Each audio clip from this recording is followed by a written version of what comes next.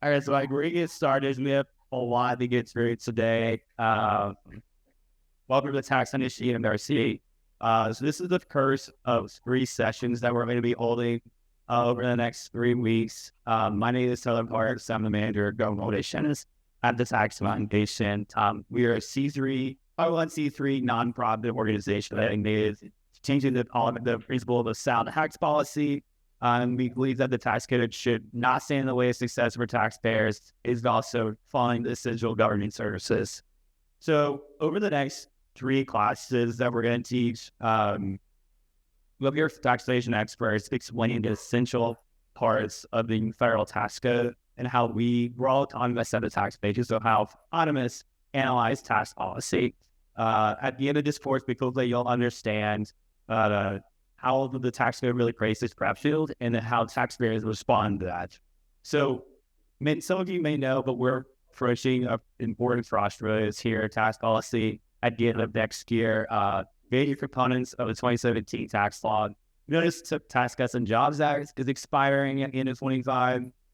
We also add some major tax legislation, Inflation Reduction Act, CARES Act, some provisions that have come up in recent news that are also expiring or could be extended in 2025 May. So there's a lot to talk about here. So today I'm going to have Alan explain international tax policy, which is one of the most complicated, but also one of the most discussed sections of the tax code. So they explain how multinational businesses pay their taxes and then how they also respond to tax changes that come with space.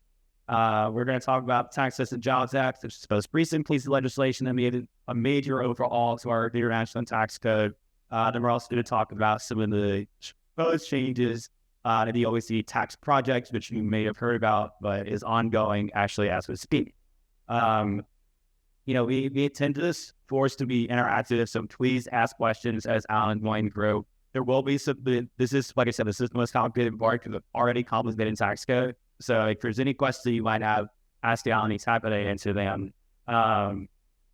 We'll send out a reminder to everybody next week for the next class. It'll be in 2044, which is downstairs at the same time. And like I said, next Friday. So at the end of class, we will be handing out a short quiz, but it's open note, so stay good notes. And we designed it so that you get the main concepts that we're going to discuss here today. And we are recording the class, so we'll post the recording on our website as soon as we're able. So if you miss things, want to go back, you can look at it and use it. But like I said, we want this to be as open as possible. Just please ask questions. With that, I'll hand these over to Alan so we can get started. And we'll be out of here So, Alan. All right. We did have a thank you everyone for showing up here. I'd like to get with the goals for this section of international tax policy to kind of the most updated as well as all easily. It's not necessarily the largest corporation spurring sub-revenue abroad. There are indications for the taxation for Republican tax space. In general, these individual income and payroll taxes are mostly affected by this, and that's where the federal government gets the whole defense revenues. So, but this can be an important area for two reasons. First, there's a lot of movement on that, and second, it's a little bit more adversarial about other countries rather than on say, distributional questions between U.S. taxpayers and U.S. government. Some people are tax cutters, some people are tax raisers, they argue domestically. But actually, when it comes to internationals here, it's a little bit more like sometimes the U.S. takes things that are too least advantaged or disadvantaged than just something good out or at the expense of foreign casualties. And because of that, it's I think a little bit more important to get right in some kind of spirits. Essentially, like you can find it more than the main billion United States without necessarily requiring U.S. taxpayers. That's been we'll pop it very high level. This is a kind of tax policy where you can drill very cars down into the details.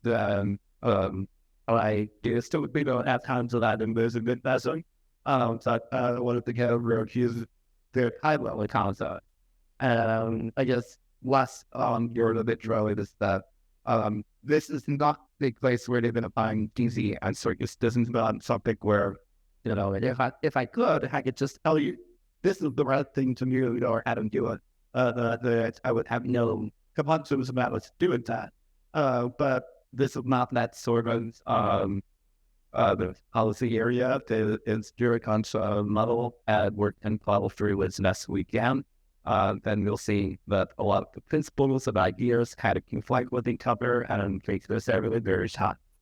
What I want to get over in this session are first, how many countries divvy up the revenues or the gains on board in terms of the multinational corporation. Once it's in more than one jurisdiction, who gets plays over kingdom. Second, how did firms try to game the system? How did they try to get the best out of themselves? Perhaps these kinds of reckies artists. What are the goals of legislators or people deciding tax policy? Of course, when you please yourselves, but should you be optimizing for as a country to representatives of the country? What did our last report look like? And that's very much the 2017 tax one. There was a huge overhaul there of the international provisions of that are also that's more broadly accepted and serve as the model for a lot of things going forward. Whereas you might find that people have very more differences. So domestic tradition being less than upcoming development is the OECD career approach. Essentially, there are attempts at creating a massive multilateral treaty that might improve the situation for some countries throughout the department, and they would hope primarily this comes up to these kinds of revenue departments of taxing. And then we'll get into just a little bit the fact that in the next conference, it's very, very likely there will be a tax bills, and what this was likely to happen or what ideally tax expenditures and so forth when that tax bill is. So there the unfortunate, it's almost like there are three schools of thought for how you deduct the revenue. But this isn't the sort of thing where you pick one and say, that's my school thought and it's the best one. It doesn't quite work like that because each of these has some strengths and some pretty severe weaknesses. You can go with a source-based system, and there you're saying, well, where did the corporation fill this part of its value chain? Well, where did the value to some what the freestyle principle? And sometimes that's very easy. If you've got a worker and money is building wizards, you say, that's what we're building wizards to us. Then it's a lot harder when you've got something like athlete or you've got interest rate comes float around, or you've got loyalty and something to trade. So that's a gun system and how it breaks down based on its gas faults. There's destination-based systems, and that it's what you say. Well, we want to see where the NEC part is, and that's often a little bit easier to locate. It has its own problems as well. It actually gets tricky when we have people travel in U.S. borders to say stay in the else and purchase goods and services that make these actually be for the whole country, but they're purchasing those abroad. And happening to that, for sometimes there are problems with remitting the tax. So essentially, it's an e-common. You can't force someone to collect sales tax on themselves very well. And companies have little incentive to help somebody else collect side so could actually happen before we incident, and so it gets tricky there. And like there's residence space tax, and that's what you say. Okay, this company is you might say that something like Credit Suisse seems pretty Swiss. Maybe you might say that Walmart seems pretty good. But sometimes that gets trickier once you have workers and acquisitions. And often companies will try to structure their mergers and acquisitions so as to avoid residence-based tax systems. If you say, well, you owe American taxes because you're an American company, or you owe German taxes because you're a German company. Sometimes it's hard to get people to file that because they would simply rather not to be a member or less considered a company of your content. Source-based is the most common system in the world in practice. It's kind of won over the battle share. And it also tends to take precedence over the other, particularly residence-based. So like what you'll often see is if a U.S. company is working abroad, in say Germany, you calculate all the German taxes on the German capsule that your company is doing. And then, and only then, after you're done with that, you look at whether the United States get a cut of because it is a company. So the source-based system comes first, and then the residence-based system kind of at best comes second. And sometimes because it credits access to the source-based system, it says, okay, you already paid for the tournaments and your tax burden is high enough, so we're not obligated.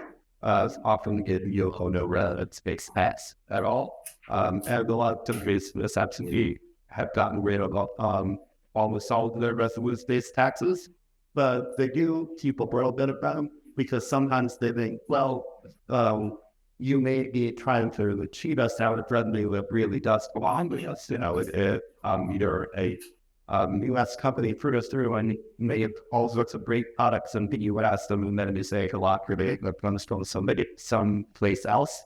But that's inherently a little, it's suspicious. And that's something that a residence-based system can address because you can say, well, really, you're a U.S. company and it's probably more attributable to U.S. than to say. So residence-based system can catch up goals in your source-based system that can hack the way further cars against tax optimization that runs. The destination-based is kind of situational in the same way. So absolutely in countries, there's no any deductions. The state things are overly suspicious. So we do that. And the more that you deny that the deductions, the closer you get to it. Well, where is the revenue actually occurring? Where is the end consumer? And that's what really matters. And so we incorporate some destination-based principles, and if ones were suspicious, but a company like these, of course, they didn't do much to save them abroad. Attempts to make broader destination-based corporate income taxes that happily in 2016, there was an idea for it, and it was kind of stubborn by this would set us depending too much on imports because they would end up with a very, very high export percent of the bid vote. There's reason to think economically a lot of that because a lot of the goal those firms was able to charge higher prices because they losing or go back. So we had the U.S. currency would appreciate it and so on. That's how we deal that it happens for that way with taxes. But for the corporate income tax efforts to make it purely destination-based, will usually fail. So instead, it has this kind of situational utility or usually stoppings and competition. So what is profit shipping? Profit shipping is essentially about putting your data in low tax jurisdiction. And there's a simple way to do this. Obviously, if it's too simple, the revenue departments just come after you and say you shouldn't be doing it. So you have to do this a little bit more subtly than I would add like here. Suppose what you're referring as a whole bunch of different countries that fall off in your option process, and you've got some subsidiaries that are in very low tax rates. you want to attribute as much of the value add as possible to the low tax companies. And that might be difficult if you're might be higher or state top to go 70 to point of where the line is. But for intangibles, that's what's called kind of the inevitable things that are more like ideals than visible objects that make the fluctuation die.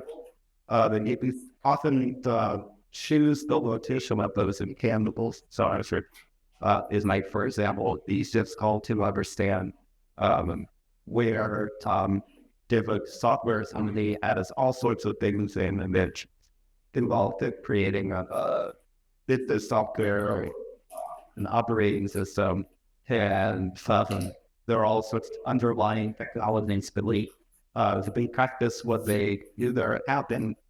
They might either advocate this, saying that you can some of the most important parts in that system are trivial to the low tax jurisdiction. And so it's kind of like getting, in the ideal case, that this work so obvious that revenue partners who come after you. You can say, well, really, our entire corporation is run by this one guy can bring to us as he's super smart. And so all of us pay royalties for this one guy in Bermuda for all the great ideas he's coming up with. And after we list out those payments out to Bermuda, Bermuda has tons of incomes and get taxed at a very low rate and holds the tip for normal companies. They don't get it.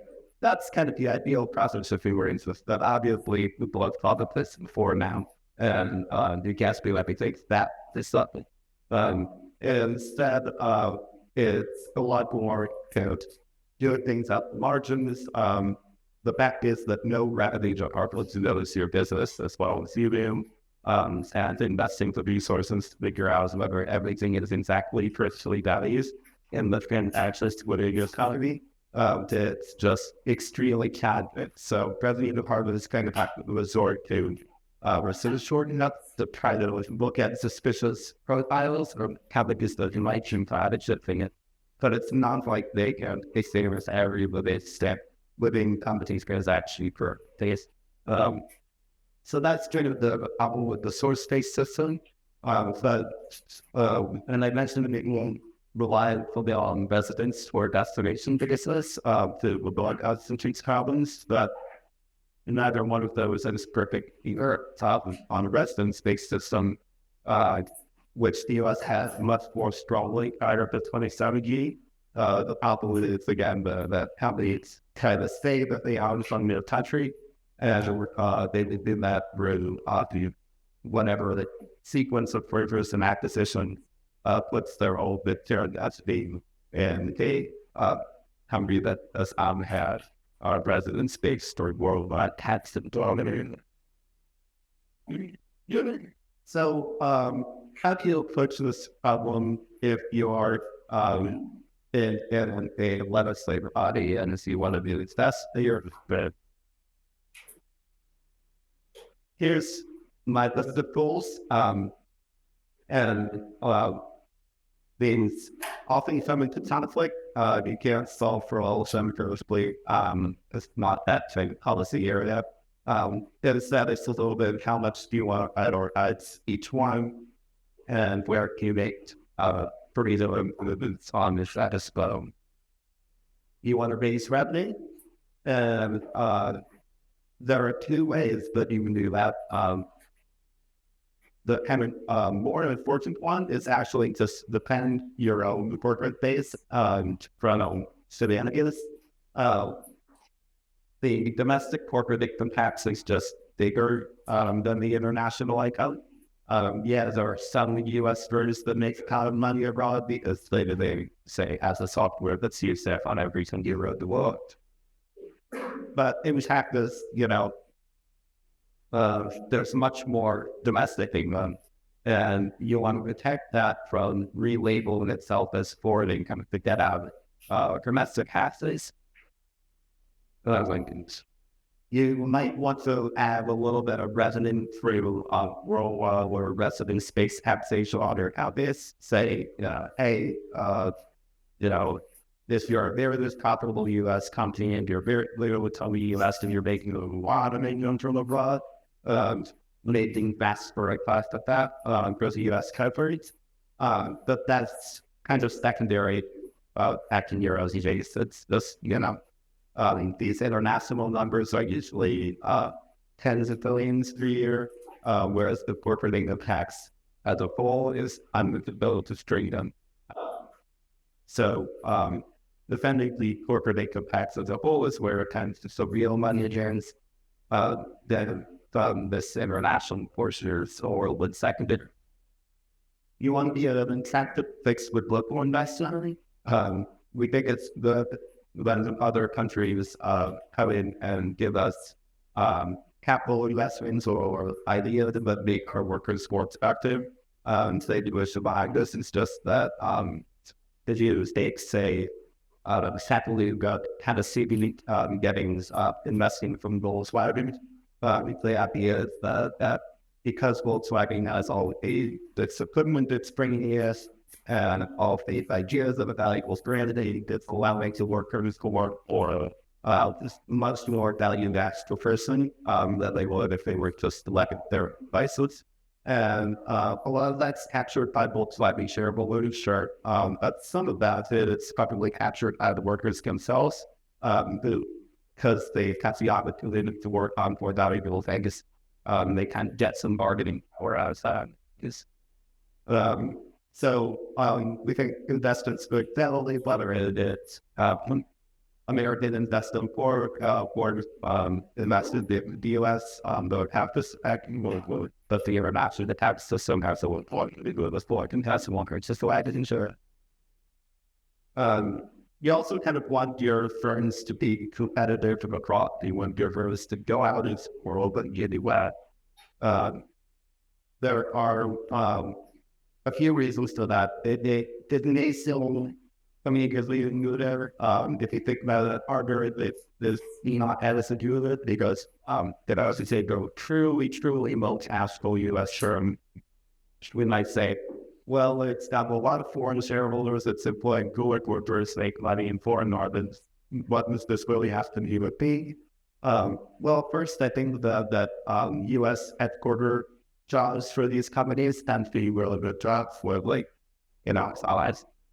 the Harvard does well abroad. That's probably shouldn't sort of the capitalist economy and the global head of such and such at Harvard, this company will look better off. And it was the people like goods and services to Minneapolis economy are also benefiting because there has to be suspected. And it kind of what us through that way. Another way to think about it is that a lot of money flows through the U.S. financial system.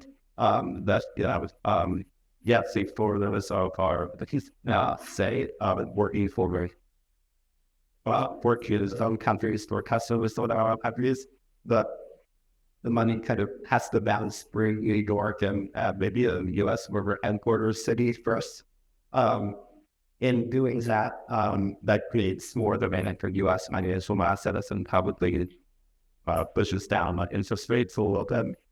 So I think there's some value that our firms do well abroad. Even if it's a lot of foreign shareholders, foreign customers, foreign partners. So for those readings, just happening to the United States is good for us. And then, it's probably the case that even our most global growth, there's some controlling country bias in the investments, U.S. investors tend to deal below rates, people, and those global conspiracy, say the French or Dutch economies. Last is reduce complexity. I think one way of looking at complexity is a complex system often ever and to create thinking about the topic. But also, maybe more straightforwardly, if you've got a lot of systems where corporations are paying very smart people who think about it, those smart people are occupied on what's fundamentally appears as the negative zero-sum pass of the scrutiny out money, but going to top and not doing any little from court of more valuable to increase the flow in the fix its allocation to the way of existing science. And obviously, you need some of that in order to functioning revenue system, but you don't want too many people working in tax because they're just valuable people and actually rather than workers being put so ties. The Tax Cuts and Jobs Act of 2017, that was the last attempt to really do this, these sorts of reforms. And this is kind of the tax lawyers part the Tax Cuts and Jobs Act. Then it was the taking kind of those not necessarily ridiculous partisan ideas to fix the U.S. system that existed prior to 2017. Everyone hated that system more or less. The revenue collectors thought it was bad. The companies also thought it was bad. Nobody really liked it. We're never going back with that as it was. This was the first attempt at revising it Biden is perfect. We had a 35% tax rate with a fully worldwide system. Sort of. We had a fully residence-based system in Nigeria, because of 35% tax, no matter where they would be around. But the asterisk to that was they had unlimited deferral. It was like if the money hadn't they say son of home again from the U.S. That it did the 35% tax yet. And the problem with this was that the money kind of never came grow. People could just say that this money is so broad. And the globalized world of finance offered health companies still access to put up capital to do whatever they do to the United States, while these core revenues will accumulate. And no real study towards the money get associated with fraud. It's not like they have ships of gold that they have to ship home. It's just, how the money was labeled. So this didn't really make much sense. Nobody liked it.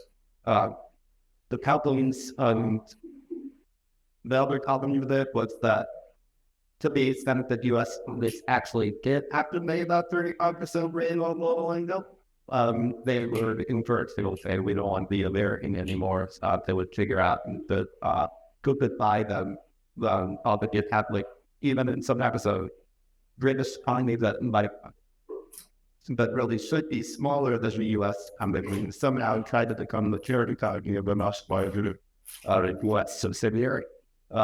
That's kind of where the inversion label comes from. The structure is almost seem upside down because the U.S. portion of the company was kind of the low part. So the TCJA approach was, well, I don't know if we reverse these two main columns and see how it goes. So instead, we're going to go no deferral. We do care about your kingdom the moment it's earned. But we're going to give you a lower rate on the common favors factor. Well, on your global income, we're only getting the second bite at the apple. We know you've already been taxed where it operated. So we're just going to levy a bit of a tax on top. And so that's how the TCJA is going to go back on the international side. It uses a provision called global intangible low tax income, or GILTI. And that is type of income. It's not a tax in itself, it's a type of income that is taxed at a relatively low rate by the US, but it may also be taxed by other countries. So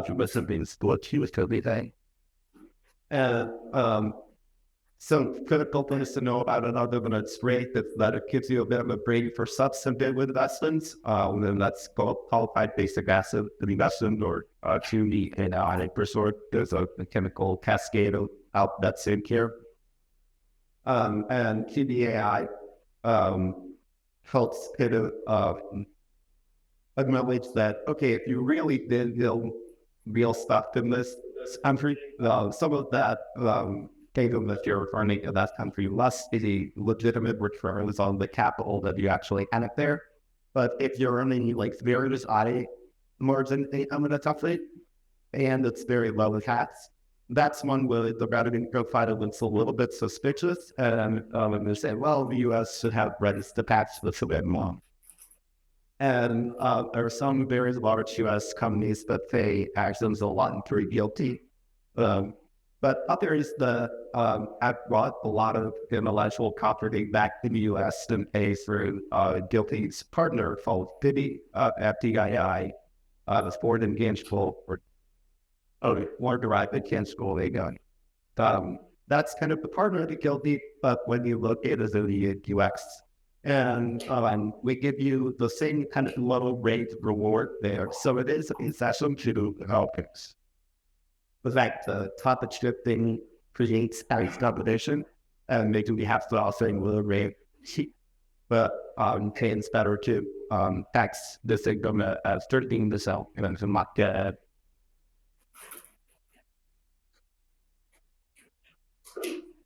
finally, it added something called BEAT, the base erosion anti-BEAT status. And that's kind of, if you have too many deductions to abroad that look suspicious from the US perspective, we're going to assess an additional tax on you to that. A lot of companies appear to have figured out around that, but some companies they pay it. It only raises the probability you have to because you're guilty is really the workforce is from the threat of the region. But it does raise some. There's also some ways that it doesn't work with regard to it. Double taxes, something that actually does get it with US super taxes worldwide. And it also heavily targets some foreign direct investors. Companies Jim's brand really does belong in some other country, say like Paris-based fashion conglomerate really should have large brand loyalty. It's still in Paris, but it sees that as well in general that type of profile with lots of things go abroad. It's suspicious. So none of these are perfect. FDII also hasn't totally accessorized. Some companies who are kind of stuck in their ways, stuck in their tax arrangements, it has advantage to bring those companies profit-showing guilty as so the taxation issues too. All of these could be looked at again. But this was kind of those to things say Gary Groves and feet from the side to me. This is the best case the FDII works. That it's actually incentivized people to breaks and stuff home. Excellent Mr. Obviously the base thing is numbers suddenly like that. But the best thing is why and actually what are we illustrating? We're illustrating Irish trained data. As Mike think, well, what does Ireland have to do with US nowadays? Turns out a lot. Ireland is a little bit like Europe's Delaware. It's just a very, very hopeful place for incorporating. It's not necessarily directly super competitive on tax rate, but a lot of the details of its tax system make it useful. There's some way that it's useful to immigration regarding the tax. So Irish created it because Ireland is so small that seems to expect to it. So Irish great data is actual proxy for what corporations are about it. And it looks as if from Irish trade data, a lot of royalty families came with us and comfortable are actually coming back to the United States. And I think that reflects some, but not all, up and coming the part of this tech companies in the world about changing their credentials. Last thing I want to get into is Pillar 2. So in the OECD project generally, there's a two similar approach. Pillar 1 is a attached to with some of the corporate systems that pours that's basically principles. It says we'll pass you on where your customers are. The trouble is in finding some of the defining income, defining where customers are, basically all of it. And there's a bit of a concern that just is not going to work out to the U.S. advantage because it's only about really big firms. When you talk about really big firms, it seems like the U.S. has a lot of them with a lot of customers abroad. And it's been to a broader destination-based system that encompasses the whole world for everything would things be there. But when it comes to the exports of the really valuable companies of the world, the U.S. exports more than the imports. Something like 9 of the top 10 biggest companies in the world, they 40 cuts the cost of tea. So it's just not really favorable to us that have something that targets only big service and sends the forecast movie. So I can see learning out of it. But it's made for stall other taxes called the service taxes. The CJA is what it like say in Europe, it doesn't actually are neighborable to oil. So months levied instead are discriminatory against U.S. companies.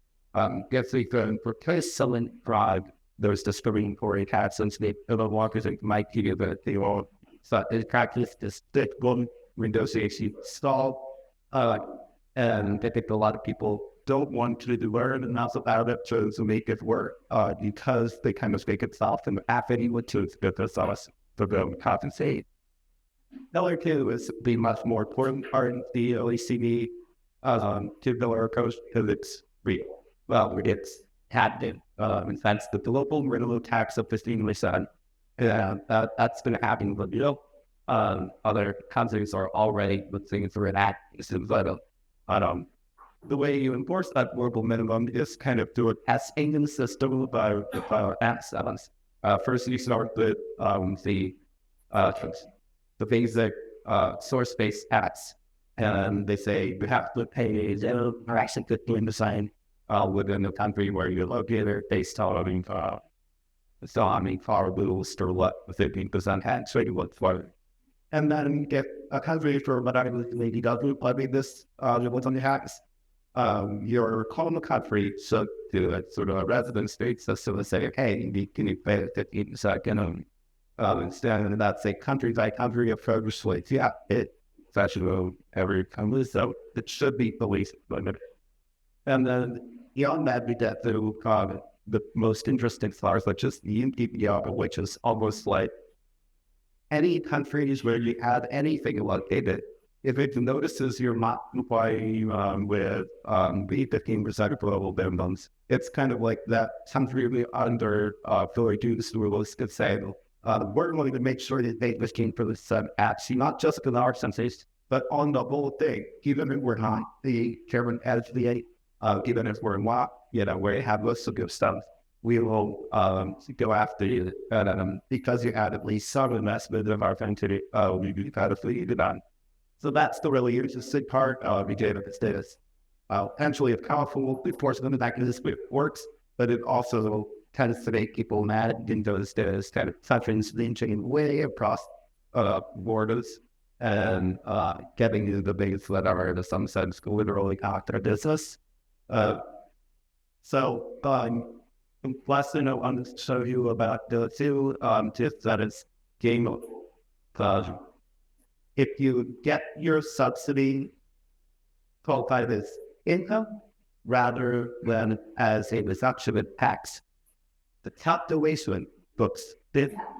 And so if you can get the taxing calculation with you, the quality view where it gets counted as income rather than as reduction in tax, celebrate your big subsidy, the thing we get called a 5% tax credit, the regular tax credit. It just let me counter as much in the calculation to go into like dominating as I was into the this kind of actually has been a whole thing. And already we see countries moving their stuff into the second category, so it doesn't count as reduction in tax. The U.S. did this with the Inflation Reduction Act. Vietnam is doing that, but they're not very powerful. And I know Switzerland is doing something crafty with the champions. And for me, that is basically an operating like full conservation on how exactly to is get as much stuff something to see. I don't know, increase the income ad for its cost. So there's a very real concern that electricity is not quite in work ethics. So